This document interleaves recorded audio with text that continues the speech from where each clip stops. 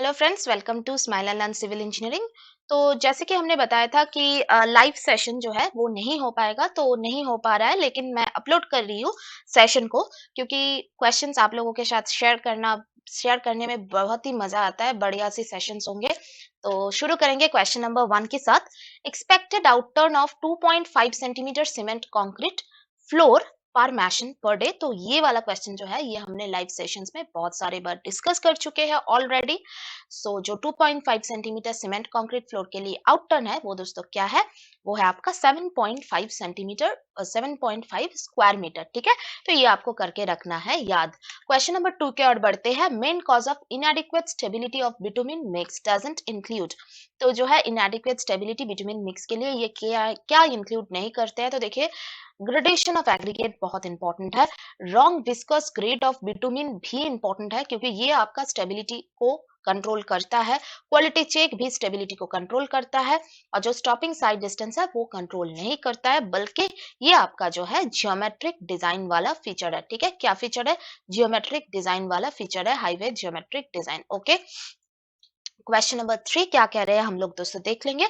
Inside a wall of A septic tank is finished with 12 cement plaster with 1:4 cement mortar. ठीक है, तो quantity of cement जो है इसमें कितना लगेगा? तो देखिए दोस्तों, सेप्टिक टैंक का जो साइज है ये आपको दिया गया है, लेकिन यहाँ पे जो ऑप्शंस है, कभी कभी क्या होता है कि आपको ऑप्शंस देख के भी आंसर करना पड़ता है। दोस्तों यहाँ पे जो ऑप्शंस दिया गया है, यहाँ पे क्या कहा गया है कि 2 मीटर जो है ना, ये आपका डेप्थ को हमें पकड़ना है, नहीं तो ये वाला आंसर नहीं आ पाएंगे। मतलब ये जो कम वाला, बहुत जो कम वाला वैल्यूज दिया गया है, वो अगर हम 2 मीटर को डेप्थ नहीं पकड़ते हैं तो ये नहीं हो पाएगा। ठीक है, कोई ऑप्शंस मैच नहीं करेगा। तो पहले दोस्तों हमको निकालना है कि सरफेस एरिया, इसको हम डेप्थ कंसिडर करेंगे। ओके, 2 मीटर को हम क्या करेंगे? डेप्थ कंसिडर करेंगे। तो जो दोस्तों सरफेस एरिया है, ठीक है, सरफेस एरिया ऑफ वॉल्स को हम पहले निकालेंगे। वो क्या हो जाएगा? वो हो जाएगा 2 इंटू, यहाँ पे 2 इंटू 6 प्लस 2 इंटू 4। इसका अगर हम एरिया को निकालते हैं तो दोस्तों ये आ जाता है आपका 40 मीटर स्क्वायर, है ना। फिर हम लोग दोस्तों क्या निकालेंगे? आपका इसका वॉल्यूम निकालेंगे। ये मीटर स्क्वायर में आ गया, तो वॉल्यूम के लिए आपको क्या करना है? प्लास्टर को मल्टीप्लाई करना पड़ेगा, है ना। थिकनेस को मल्टीप्लाई करेंगे। मल्टीप्लाई करके दोस्तों हमारा जो है ये आ जाएगा 0.48 मीटर क्यूब। फिर हम निकालेंगे दोस्तों ड्राई वॉल्यूम। ठीक है, तो ड्राई वॉल्यूम दोस्तों क्या हो जाएंगे? 0.48 इंटू 1.25, है ना। और इसके बाद दोस्तों हमें सीमेंट का क्वांटिटी निकालना है। तो सीमेंट का जो क्वांटिटी है वो हो जाएगा 1/5 इंटू 0.48 इंटू 1.25। तो यहाँ पे वैल्यू जो है ये आपका आ जाएगा 0.12 क्यूबिक मीटर। ओके, तो करेक्ट आंसर आपका हो जाएगा ऑप्शन बी। क्वेश्चन नंबर 4 की ओर बढ़ते हैं। आरसीसी कॉलम है जिसका क्रॉस सेक्शन क्या है दोस्तों? सर्कुलर है। लेंथ क्या है? लेंथ एल है, जो कि दोनों स्टोरी के बराबर ये रन करता है। तो अगर आपका जो है कॉलम जो है ये restrained in position and direction, दोनों ही एंड पे रेस्ट्रेंड है पोजीशन और डायरेक्शन के, तो इफेक्टिव लेंथ कितना हो जाता है? इफेक्टिव लेंथ आपका हो जाता है 0.65 एल। इस चार्ट को हमने बहुत सारे बार डीएफसीसीएल के क्लासेस जब भी हो रहे थे, बहुत सारे बार हमने डिस्कस की थी, तो आप लोगों को इसको देख लेना है। ठीक है, क्वेश्चन नंबर 5 क्या कह रहे हैं दोस्तों देखेंगे। The storey height is equal to length of RCC wall. तो स्ट्रेंथ ऑफ वॉल कितना परसेंटेज से इंक्रीज किया जाता है दोस्तों? ये हो जाएगा आपका 10% से इंक्रीज किया जाता है। क्वेश्चन नंबर 6 देख लेंगे। Which of the following proportion of cement and standard sand is used in cement mortar while testing the compressive and tensile strength? तो जो हम स्टैंडर्ड सैंड को जब हम लेते हैं, जो कि आपका एनोर सैंड, जब हम लाइव सेशन कर रहे थे तो आपने बताया था, तो यहाँ पे क्या हो जाएगा? 1:3 करेक्ट आंसर हो जाएगा। लेकिन कुछ कुछ केसेस में हम 1:4 को भी लेते हैं। 1:3 स्टैंडर्ड है, आप लोग आंसर 1:3 ही करेंगे। ठीक है, क्वेश्चन नंबर 7 को देख लेंगे। If the sides of a slab simply supported on edges and spanning in 2 directions are equal, maximum bending moment कितनी जो फैक्टर है वो किस फैक्टर से मल्टीप्लाई किया जाता है? तो दोस्तों हम इसे कहते हैं क्या? मार्कास करेक्शन फैक्टर, है ना। तो इसको हम लोग कैसे निकालते हैं? 1/1 प्लस LY/LX जो है इसका होल टू दी पावर 4। दोस्तों यहाँ पे LY/LX क्या हो जाता है? इक्वल कहा गया है, क्योंकि ये दो है 2 डायरेक्शंस में जो स्पैन कर रहा है साइड्स, वो इक्वल है। तो यहाँ पे क्या हो जाएगा? 1/1 प्लस 1, सो 1/2, सो ये हो जाएगा आपका 0.5, ऑप्शन डी। क्वेश्चन नंबर 8 क्या कह रहे हैं? What is the order of BOD 5? BOD 5 यहाँ पे नहीं होगा। BOD 5 removal efficiency of A septic tank for isolated house. तो आइसोलेटेड हाउस के लिए आपका बीओडी रिमूवल का एफिशिएंसी हो जाता है 45 से 55%। ऑप्शन बी हो जाएगा आपका करेक्ट आंसर। नेक्स्ट क्वेश्चन देख लेंगे। If R is the radius of curve then the version नहीं वर्स साइन हो जाएगा, vers sine of the chord length of L is given by. जब हम कार्व को लेते हैं ना तो वर्स साइन आप लोगों को पता है क्या होता है, ये जो लेंथ होता है ये आपका बन गया कार्व का जो है ना, ये हो गया आपका रेडियस। तो ये वाला जो पार्ट होता है इसे हम कहते हैं वर्स साइन। तो वर्स साइन दोस्तों क्या हो जाएंगे, एल स्क्वायर बाई 8 आर। ऑप्शन सी हो जाएगा आपका करेक्ट आंसर। नेक्स्ट क्वेश्चन की ओर बढ़ेंगे। Question number 10। A clay is identified as a normal clay जब भी उसका एक्टिविटी रेंज, इंपॉर्टेंट चीज है, एक्टिविटी क्या है आप लोगों को पता है इसका डेफिनेशन, आप लोग कमेंट करके जरूर बताइएगा कि एक्टिविटी का डेफिनेशन क्या है। तो जब भी हम नॉर्मली एक्टिव क्ले जिसे कहते हैं या फिर नॉर्मल क्ले कहते हैं जिसका रेंज जो है एक्टिविटी का रेंज 0.75 से 1.25 तक होता है। अगर एक्टिविटी का जो रेंज है वो 0.75 से कम हो जाता है तो हम उसे कहते हैं इनएक्टिव क्ले, ठीक है। अगर वो 1.25 से ज्यादा हो जाता है तब वो एक्टिव क्ले कहते हैं हम सब, उसमें क्या होगा वॉल्यूम चेंज वाला चीज होता है, तो वो हो जाएगा आपका एक्टिव क्ले, ठीक है। क्वेश्चन नंबर 11 क्या कह रहे हैं हम लोग देख लेंगे। एक बीम है जिसका ग्रेड ऑफ कंक्रीट है M20 और ग्रेड ऑफ स्टील है 415 और इसका डेवलपमेंट लेंथ है आपका 500 मिलीमीटर। अगर 20 डाया बार्स को हम यूज करते हैं तो लैप लेंथ इन टेंशन, तो जैसे कि आपको पता है कि लैप लेंथ इन टेंशन हो जाता है आपका मैक्सिमम ऑफ क्या, जो डेवलपमेंट लेंथ होता है, और या फिर अगर हम करते हैं 35, ठीक है। तो दोस्तों डेवलपमेंट लेंथ यहाँ पे पूछा गया, बताया गया है आपको जो 500 mm। अगर हम 35 करते हैं मतलब 30 इंटू डाया, सो 30 इंटू 20 ये हो जाएगा आपका 600 mm। तो इसमें से बड़ा कौन है, ये 600 mm है, तो यहाँ पे करेक्ट आंसर आपका ऑप्शन ए हो जाएगा। कंप्रेशन में भी वही चीज है, सेम टू सेम चीज है। कंप्रेशन में अगर हम बात करते हैं जो लैप लेंथ की, तो यहाँ पे हो जाता है आपका जो है 35 की जगह सिर्फ एक ही चेंज होता है, 35 की जगह ये हो जाता है आपका 24/5। सो यहाँ पे आपका कंप्रेशन के लिए ये 24/5 हो जाता है, ठीक है। और डायरेक्ट टेंशन और बेंडिंग टेंशन के लिए ये आपका अलग होता है। आप लोगों को कमेंट करके बताना है कि डायरेक्ट टेंशन और बेंडिंग टेंशन में फर्क क्या है या फिर अंतर क्या है, ठीक है। चलिए क्वेश्चन नंबर 12 की बात करते हैं। डेप्थ एरिया ड्यूरेशन कार्व्स की बात हो रही है। तो डेप्थ एरिया ड्यूरेशन कार्व्स क्या होता है, तो उससे देखिए अगर हम बात करें कि डेप्थ एरिया ड्यूरेशन कार्व की, तो ये कार्व ना नॉर्मली ऐसे होते हैं कि आपका जो है एरिया, मतलब डेप्थ एरिया ड्यूरेशन कर्व क्या होता है कि जो रेनफॉल है, रेनफॉल डेटा को एरिया एंड रेनफॉल डेटा में कन्वर्ट किया जाता है, ठीक है। फिर से बताती हूँ, रेनफॉल डेटा जो है इसको ना क्या होता है कि एरियल रेनफॉल डेटा में कन्वर्ट किया दिया जाता है, एरिया एंड रेनफॉल डेटा। तो यही है डेप्थ एरिया। तो एरिया को हम लोग किलोमीटर स्क्वायर में पकड़ते हैं और यहाँ पे आपका एवरेज जो है रेनफॉल डेप्थ को पकड़ते हैं, ठीक है। एंड एवरेज रेनफॉल डेप्थ जो कि आपका क्या है, एवरेज रेनफॉल डेप्थ आपका जो है ये आपका जो इसमें इसको एरिया में कन्वर्ट किया जाता है, बार बार कह रही हूँ। तो यहाँ पे कर्व ऐसे हो जाता है और ये आपका टी आवर्स जो टाइम पे टाइम के लिए किया जाता है। तो यहाँ पे कर्व क्या हो जाएगा, कर्व आपका दोस्तों हो जाएगा concave downwards with duration increasing outward. Duration जो है ना ये बाहरी तरफ जो है बढ़ेगा और ये कर्व जो है आपको दिख ही रहे हैं, ये आपका कॉनकेव कर्व हो जाएगा, ठीक है। ऑप्शन डी हो जाएगा करेक्ट आंसर। क्वेश्चन नंबर 13 क्या कह रहे हैं देखेंगे, बहुत ही इजी क्वेश्चन है। Los Angeles test for stone aggregate is used to examine. तो दोस्तों लॉस एंजलिस टेस्ट किस चीज को एग्जामिन करने के लिए यूज होता है, ये आपका एब्रेशन रेजिस्टेंस, ऑब्वियसली ये आपका एब्रेशन रेजिस्टेंस ही होगा। क्वेश्चन नंबर 14 को देखेंगे, प्राइंग फोर्सेस। बढ़िया सी क्वेश्चन है। प्राइंग फोर्सेस शायद आप लोगों में से बहुत सारे लोगों को ऑलरेडी पता नहीं होगा कि प्राइंग फोर्सेस दोस्तों क्या है। प्राइंग फोर्सेस दोस्तों कुछ भी नहीं है, ये इजी है, कॉन्सेप्ट को समझेंगे तो हो जाएगा आपका, ठीक है। तो देखिए प्राइंग फोर्सेस जो है ना, तो जब भी दोस्तों हम लोग बात करते हैं कि जो आपका जॉइंट्स जो होता है उसके जो कनेक्टेड पार्ट्स होता है उसमें अगर, मतलब मैं बता देती हूँ, जो जॉइंट्स की कनेक्टेड पार्ट्स होती है, जॉइंट्स जो होती है उसकी जो कनेक्टेड पार्ट्स होती है उसमें टेंशन कॉज होता है। तो ये ऑब्वियसली एक टेंसाइल फोर्स है, इसमें कोई गलती नहीं है, इसमें कोई दूसरी जो है इसमें सोचने वाली चीज भी नहीं है, ये आपका टेंसाइल फोर्स ही है, ठीक है। तो फोर्स टेंसाइल है। तो कनेक्टेड पार्ट्स जो होता है जब इसमें लोड आता है जो फ्लेक्सिबिलिटी की वजह से, तो ये लोड जो है ये डिफॉर्मेशन को कॉज करता है, ये डिफॉर्मेशन कॉज करता है और इसकी वजह से ये डिफॉर्मेशन को काउंटरैक्ट करने के लिए आपके बोल्ट्स पे आ जाता है टेंशन।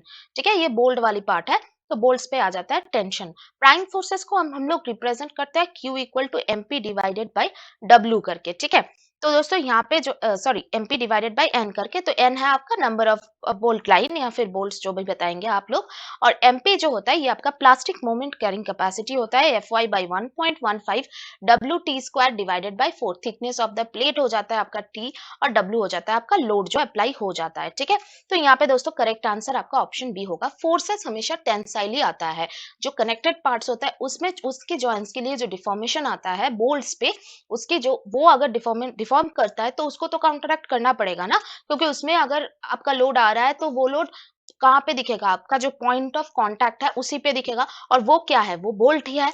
तो यहाँ पे आपका जो है टेंसाइल फोर्स काम करेगा। बढ़ेंगे आगे क्वेश्चन नंबर 15 की ओर। Following errors can be eliminated by reciprocal measurement in differential levelling.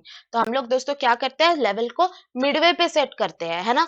तो ये क्या करते हैं, कर्वेचर करेक्शन को एलिमिनेट करते हैं, रिफ्रैक्शन करेक्शन को भी एलिमिनेट करते हैं, लेकिन पूरी तरह से एलिमिनेट नहीं कर पाता है। इसीलिए कंबाइंड करेक्शन जो है वो क्या हो जाता है, वो नेगेटिव वाला करेक्शन आ जाता है, क्योंकि कर्वेचर करेक्शन जो है ये बहुत ही बड़ा है रिफ्रैक्शन करेक्शन के कंपैरिजन में। ठीक है, तो दोनों को ही जो है ये एलिमिनेट करता है, लेकिन पूरी तरह से नहीं कर पाता है। तो ऑप्शन ए हो जाएगा आपका करेक्ट आंसर। नेक्स्ट क्वेश्चन की ओर बढ़ते हैं।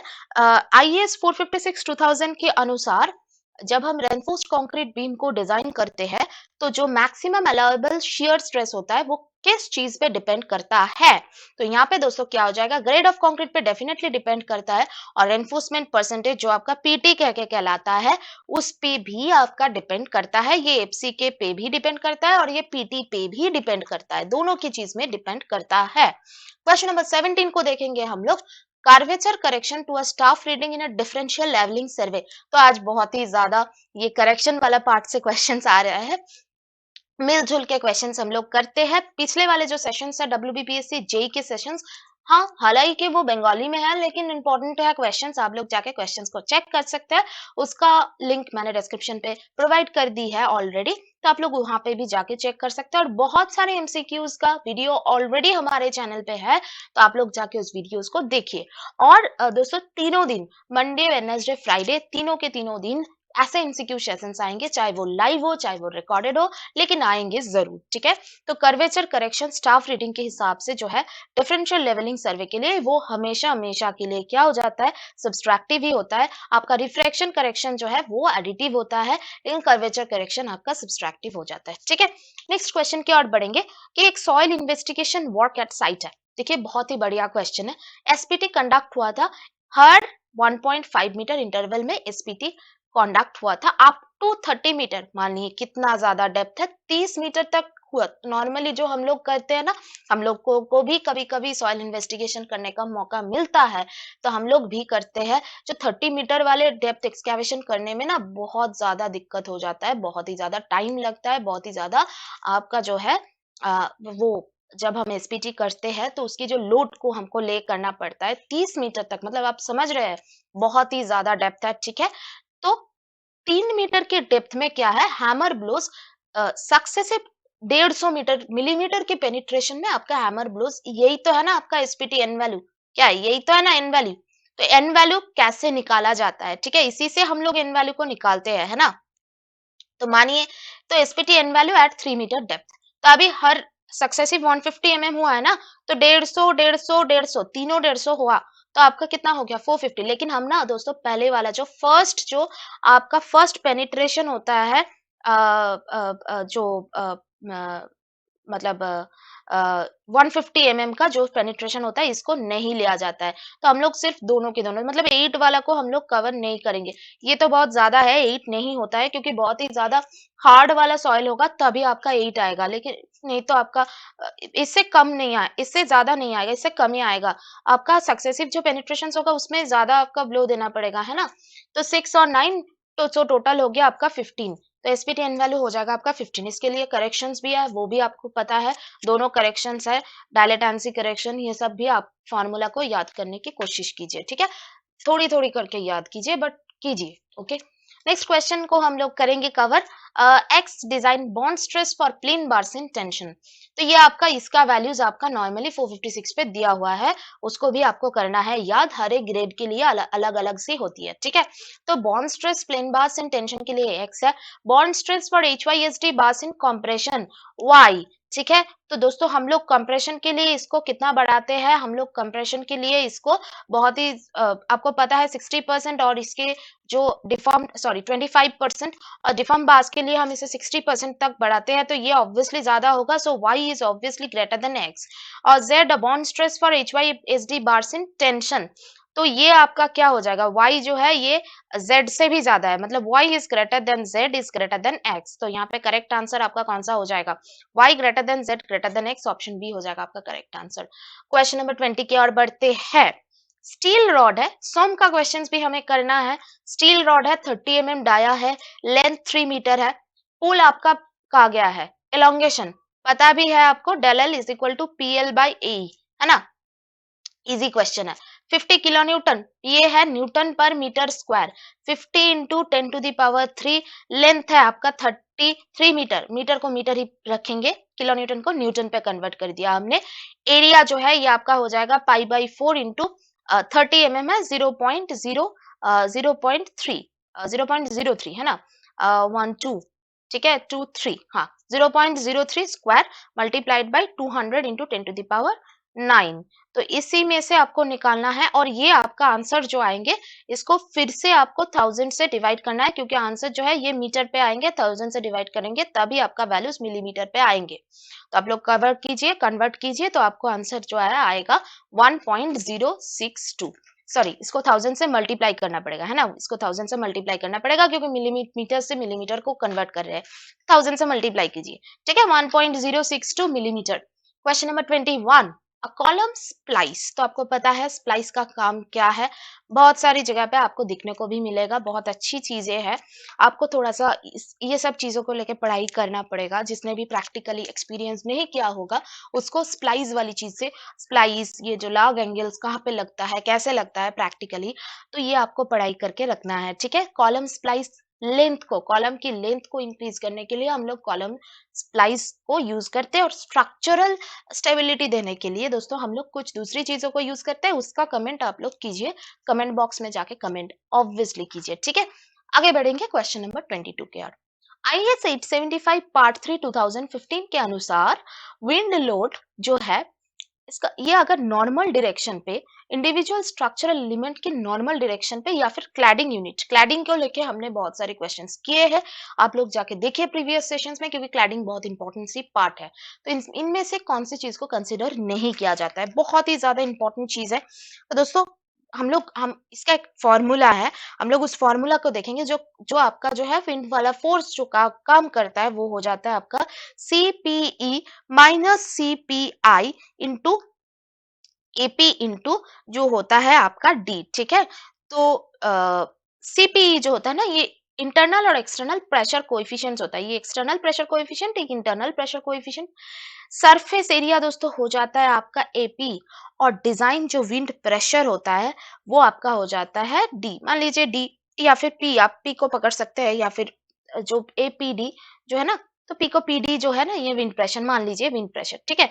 तो यहाँ पे मटेरियल डेंसिटी कोएफिशिएंट को हम लोग कंसिडर नहीं करते हैं, बाकी सारी की चीज इस फॉर्मूला से ही आपको पता पड़ गया होगा कि हम लोग सारी की सारी चीजों को कंसिडर करते हैं, ठीक है। क्वेश्चन नंबर 23 की ओर बढ़ते हैं। The time by which an activity completion time can be delayed without affecting the early start of succeeding activities, तो हम इसे क्या कहते हैं दोस्तों, आप लोगों को पता है, ये आपका फ्री फ्लोट है, फिर भी हम लोग थोड़ा सा पढ़ लेंगे, free float, total float, interfering float, independent float को हम लोग थोड़ा सा देख लेंगे, ठीक है। तो टोटल फ्लोट जो है ना, कि एक्टिविटी कंप्लीशन करने के लिए आपका जो प्रॉपर प्रोजेक्ट कंप्लीशन टाइम जो है उसको कंप्लीट करने के लिए आपका जो टाइम लगता है उस वही हो जाता है टोटल। फ्री हो जाता है कि अगर कंप्लीशन टाइम को डिले किया जा सकता है, पर अर्लियर स्टार्ट टाइम और सक्सेसर एक्टिविटीज जो नेटवर्क होता है उसको इफेक्ट नहीं होता है।